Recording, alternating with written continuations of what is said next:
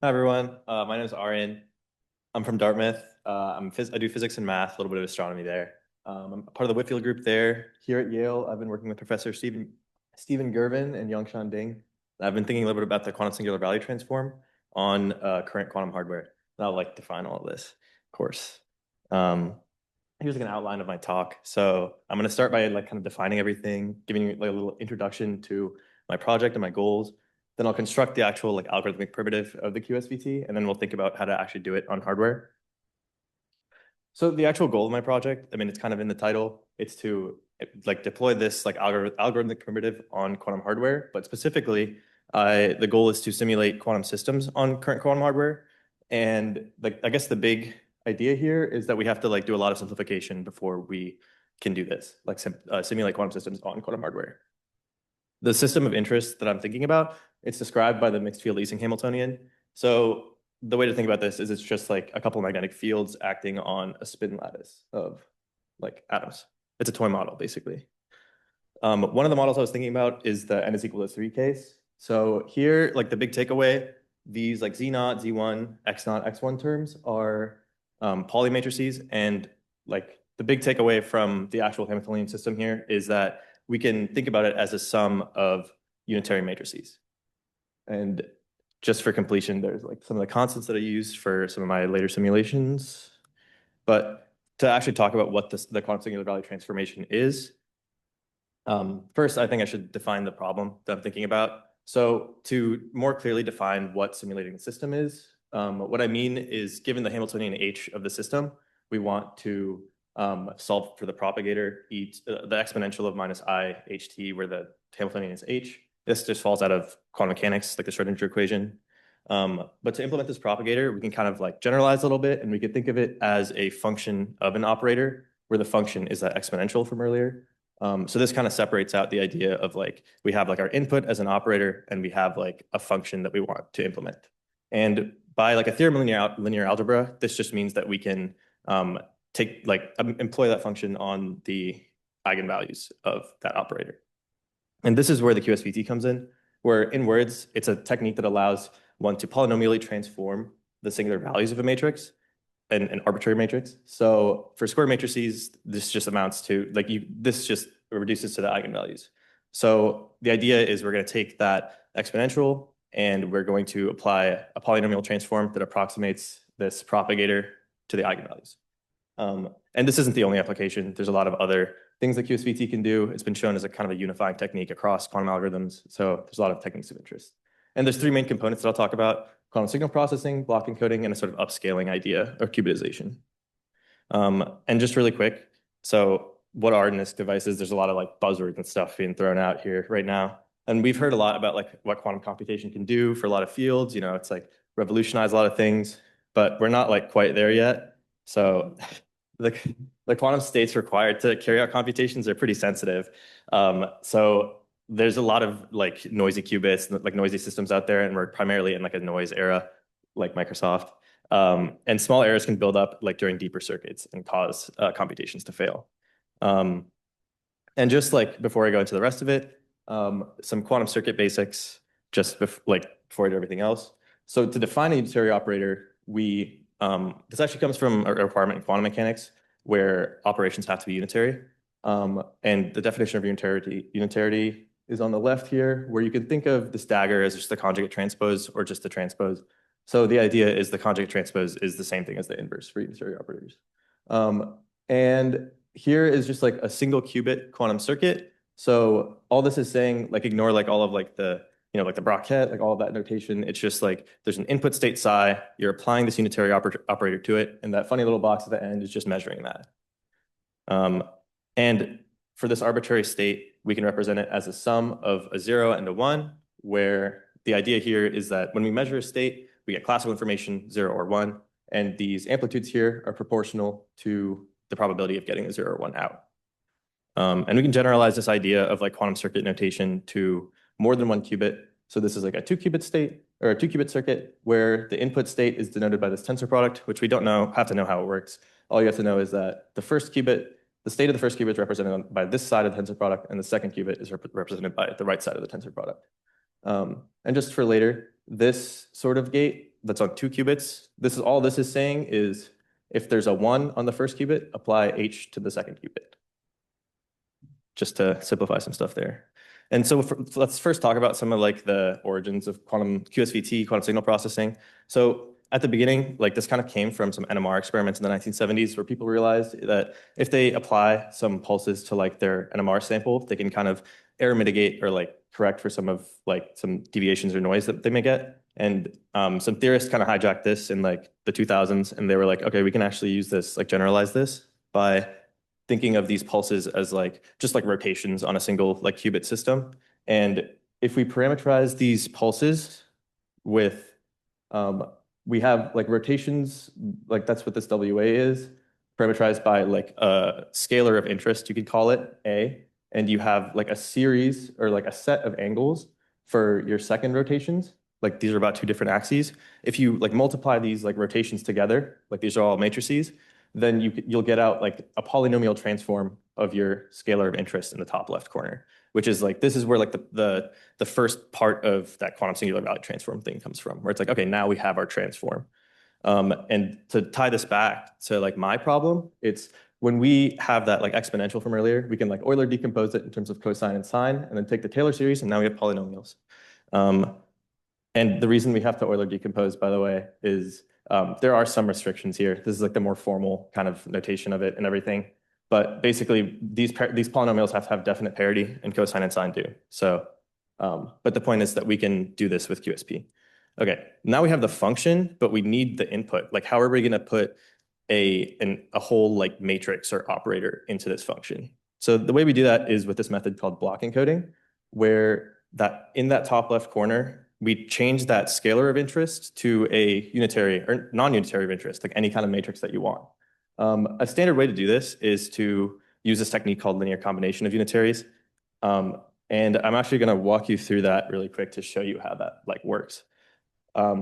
So I guess the first thing to think about is, why do we even need this? Like, I mean, if you want to like add together 2 unitaries, can't you just like add them together? And the answer is like, you're not guaranteed unitarity after that. So it's like, that's not a valid quantum operation if you have that. So you have to have this like fancy circuit to do it for you. And the way this works is, even you start out with that like tensor product thing that I talked about earlier, where you have 0 on the first qubit and arbitrary state on the second qubit. You apply like this H gate to the first qubit. That's what that means.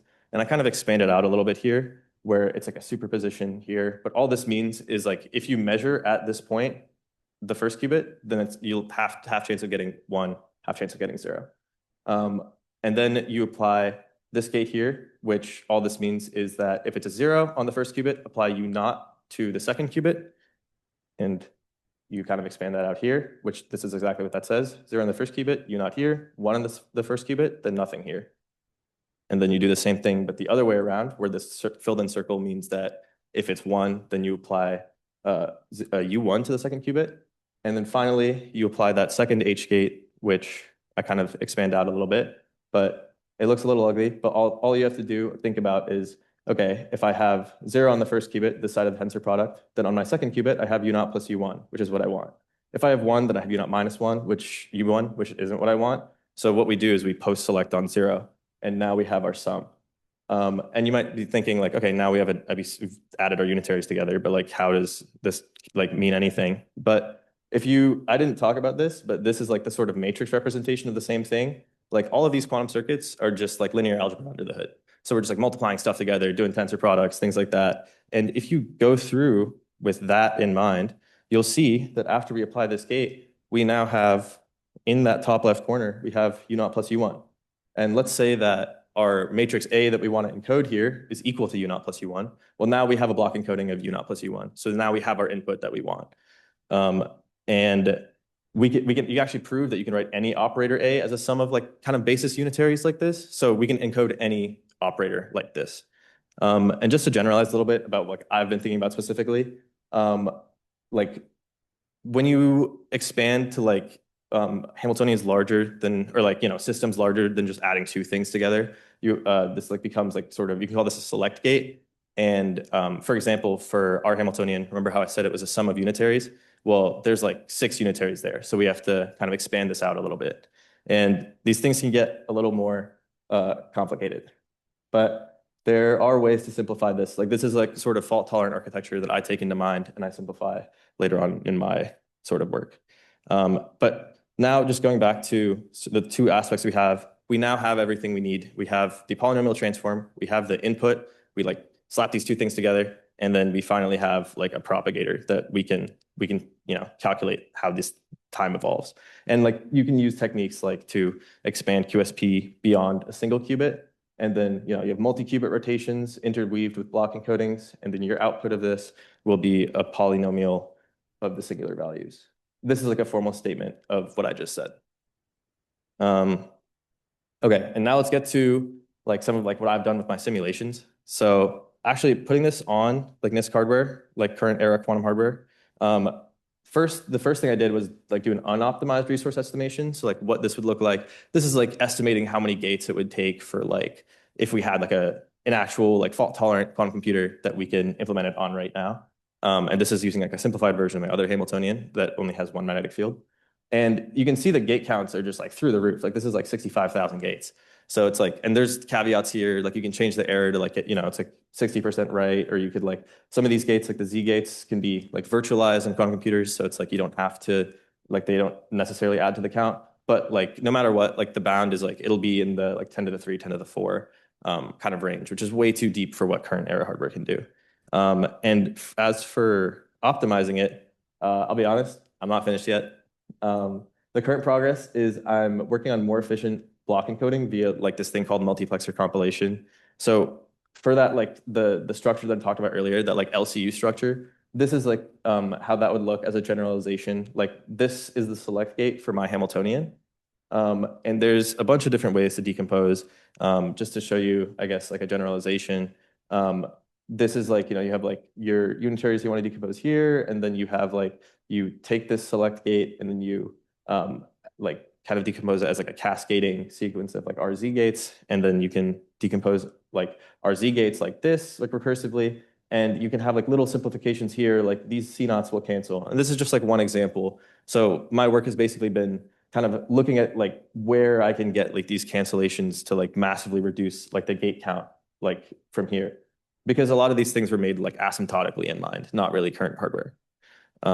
So what I wanted, like what I've been working on right now and what I'm going to continue working on through the summer, I got here kind of late and like I'm only like 2/3 of the way through my thing, but I figured it'd be cool to present my work anyways.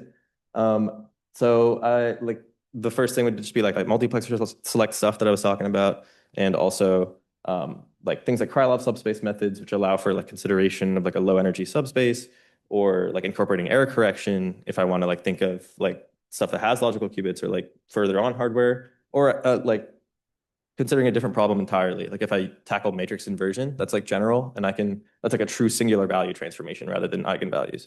And ultimately the goal is to execute on current quantum hardware. Yeah, that's everything, a little summary. And I want to just thank my advisors for their support and the Dartmouth Center for Career Design for funding my project. Yeah.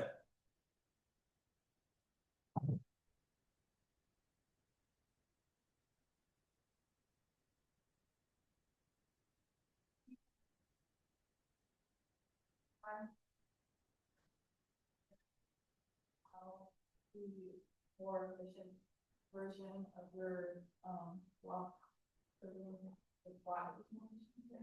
Well, the reason that it was like inefficient in the first place is that like going back to this diagram here, where is this? Um, like when you decompose a select gate, like generally, like this is kind of what it looks like. And like while it is like it looks relatively simple, like each gate, like everything will like decompose in terms of like basis gates. Like there's like current like quantum hardware can't execute every gate. There's like I guess more specific decompositions of all of these gates. So like this gate, like even though it looks like one gate here, this could be like 100 gates, like this, like the decomposition of this. So like basically what I'm doing is I'm getting into like the nitty gritty and like kind of combining and like using different like techniques from the literature to try and like reduce that like specific gate count. And while it might not be like asymptotically efficient, like when we like are scaling to like, I don't know, like thousands, hundreds of thousands of qubits, like maybe it's not the most efficient method. But when we're only at like the 1,000 to 100 qubit method, like this is like the way to go, where you have to like kind of dive in here and use these like more near-term efficient algorithms. Yeah, which is like the decompositions I was talking about here. Yeah, no problem. Your target circuit depth where you like run an some literature from like 2023, like they ran with like approximately like 125 RZ gates, but we've like kind of expanded since that, like processors have evolved since then. So I think we can target like 200, something like that, 203, and which is like kind of crazy. Like it's crazy that we can go from here all the way down to here. But also this is like a more complicated Hamiltonian. And when you like think of these like linear algebraic, like Krylov subspace methods, like there's stuff that you can do to like, you know, reduce the gate count like very significantly. Yeah. Or that's only for RZ gates, but you know, there's stuff you can do. Yeah.